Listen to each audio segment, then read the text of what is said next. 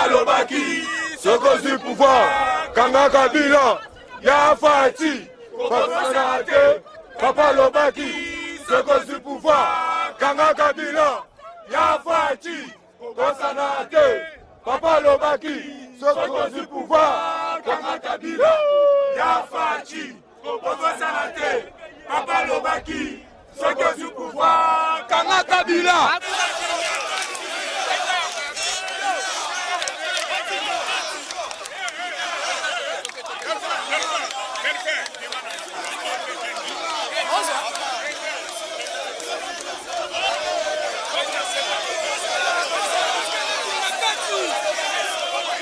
Na lobi na kombo ya Tshisekedi akenda asama bili. Oya komata kuna yeka koloba ke mariage ya FCC na cache continuer. Lelo bako betai. Kasi lela loba bazaba nati. Yo moni teke ngamo ka muna ye na matiguna. Lena loba na gardien du temple ba tchaka muna. Bato tout ba loba na bino na ba chaîne na bino ba matakuna. So ba oboma ba lelo. Nalobaka après Fati président IDPS ngam na okoma président IDPS. Na minute on de tozabo auto pesika flash.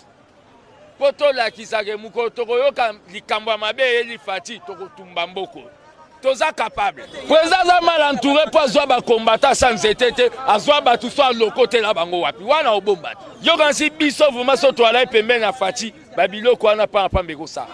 Biso tokoyoka kaka président de la République libala ya FCC na kashabu pia Kabila lokola che biso musapina lisu biso tokokenetina kingakati tokokenetina kingakati kuna tokokanga ye na maboko biso tokoyoka kaka président de la République oyo lokola azoyoka te biso tokoyoka te tokokenetina kingakati kuna Kabila tokokanga ye na maboko basiliki na disparition meboyoka tozo sera balobi urgence bakopesa communiquer na RTNC basala enquête bayeba nani wasali eloko tangu tokoyeba ye ndaku na ye alimeda akende bisika biga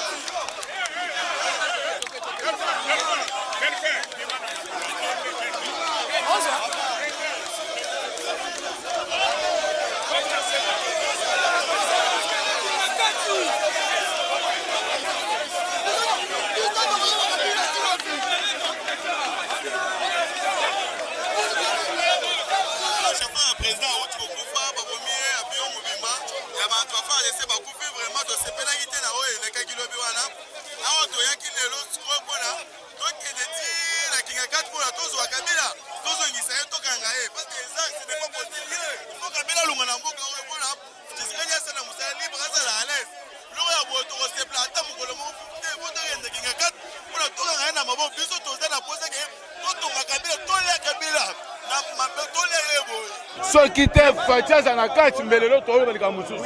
Alors ba beti yango parce que vacances Fati a pour moi nango mais nzo ke mwana bato nzamba lingi ya alors bino ko voyager ndo mwana boye ko voyager parce que ko battre avion était kwea na kana vacances Fati azali.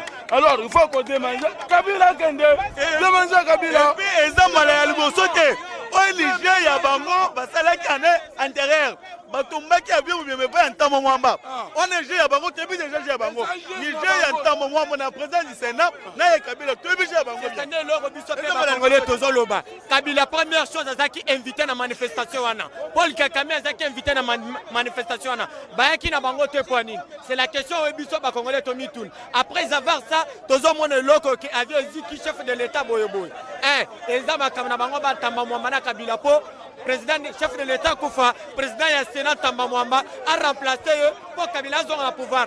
C'est là nous les Congolais question biso to mi poser ekotika na osalema ata mokolo moko te Félix azwa décision akoyesa basanction wana Amérique asala mosala na ye mpo biso bakongole totikala libre.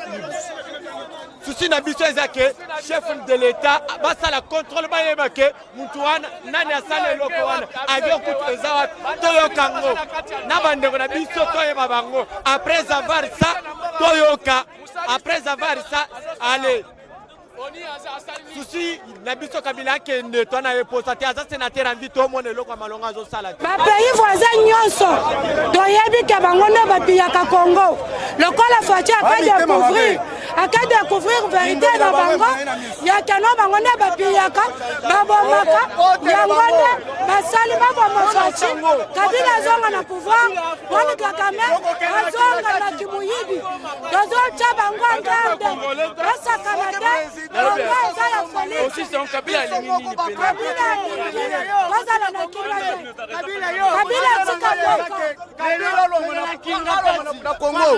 Kabila azali motema mabe oyo nyonso ezali kosalema Kabila yebi yango parce que akendaki ntina Kanchach po okende kopesa basoda na Kanchach mais toyebi makambo nyonso wana babengani na Kanchach mais tolingi ye te aza susu na Congo soko asali re tokokende ntina kengaka toboma ye ezashe na bango toyebi ye webika tambo mwamba atumbaka avion lelo lisusu basali wana bakanisi Faci aza na kati akufa mais bakosi bango tu coalition na coalition nyonso etoko yango nyonso welelo tozo marché lelo to marché bango bakende Kabila tokoketi kinga kati mama ngai nazoloba boye ata loko bana bazoloba badelivre ye Kabila akende CPI te Kabila bajuge ndenge pauvre akufaka loba Kabila baokanga yao Kabila akomona ndenge tokosala demokrasi yawa basalile biso kasho na zo tomona ka Kabila soko akei na CPI akosala net mbemba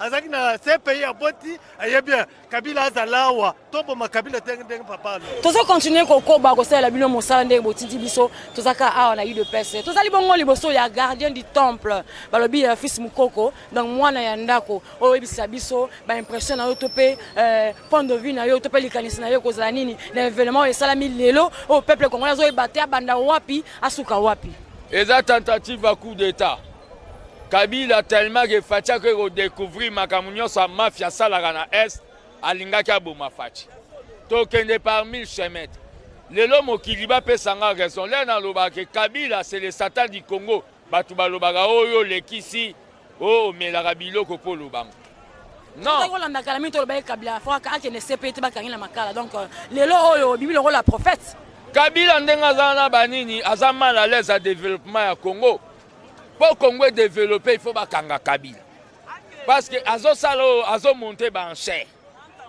na minute onde tozabo o to pesika flash poto la kisake muko tokoyoka likambo ya mabe eli Faci tokotumba mboko toza capable capable. Regardez le temple s'il te plaît où c'est nous chauffeur est-ce qu'il y a Koufi ya solo et puis chauffeur comme on les a qui n'importe quoi appelle mascarade te batu badaye bazali ya batu bakufi bazali ozo comprendre mais le problème eza nde Kabila nde babiloko wana azolinga sala wana to permetaki azwata mwa temps avant tokange ya kolia badongo mais lokola azolinga précipiter arrestation tokokanga ye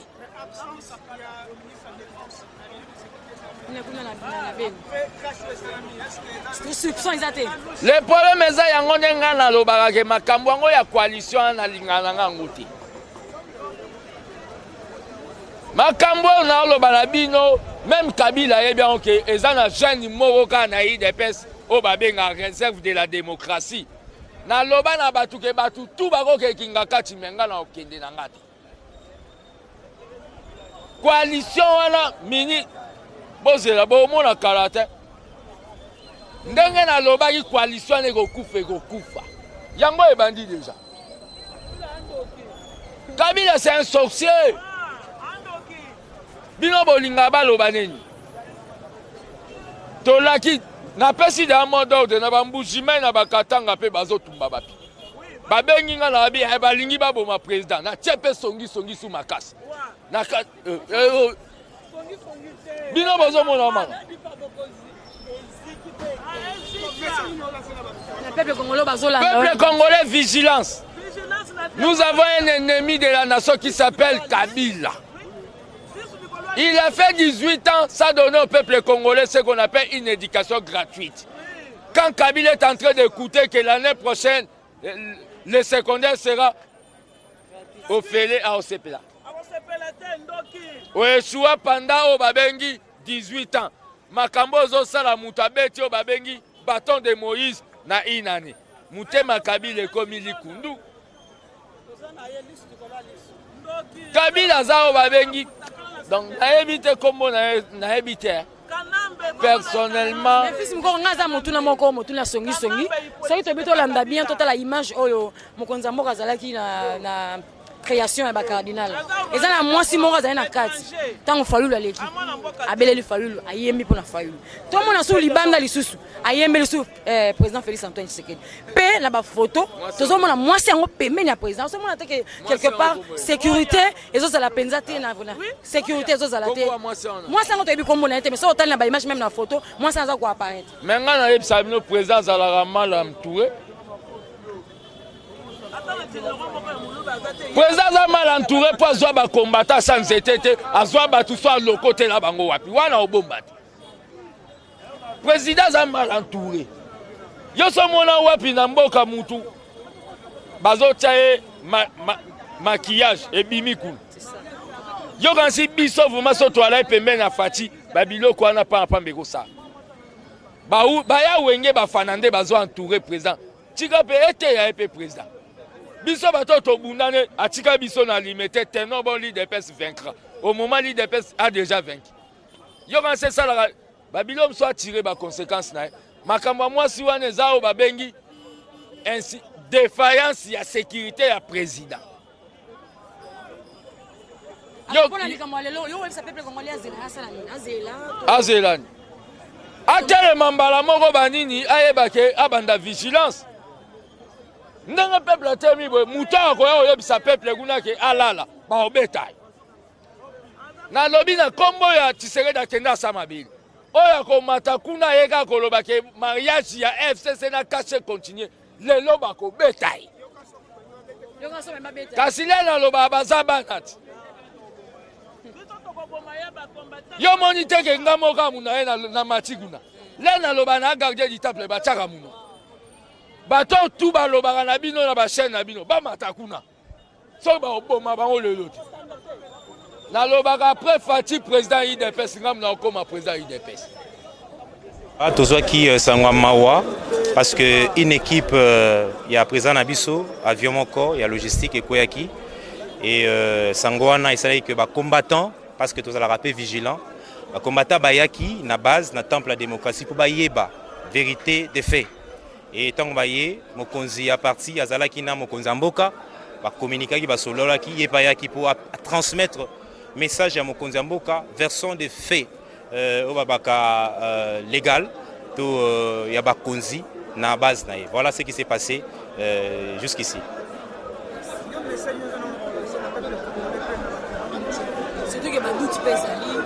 Voilà, nazo pesa message na ba jeune nanu parce que ngani na kambaka bango. Il y a eu de pes, nazo senga na bango base à la calme. Service spécialisé à président de la République, ils ont pour ça la investigation. Bango ne ba kopé sa biso ba renseignement o esengeli. Tobo ya ba agitateur. Bato bazo ya ko intoxiqué. Bato balingi te mobule kota na mboka po ba sepeli na bokonzi na biso te, ba sepelaka nango te. Balingi trouble kota na mboka comme ça biso automemi bokonzi auto perdre. Donc tozo senga na bino ba jeune, nazo interpeller bino. Vous allez manipuler té. Moutoumoko ko sabino té. Le président de la République a dans la situation na maboko. Yenda kopé sabiso à travers ses services message we sengeli. Voilà. Message on a repris ça na ba jeune.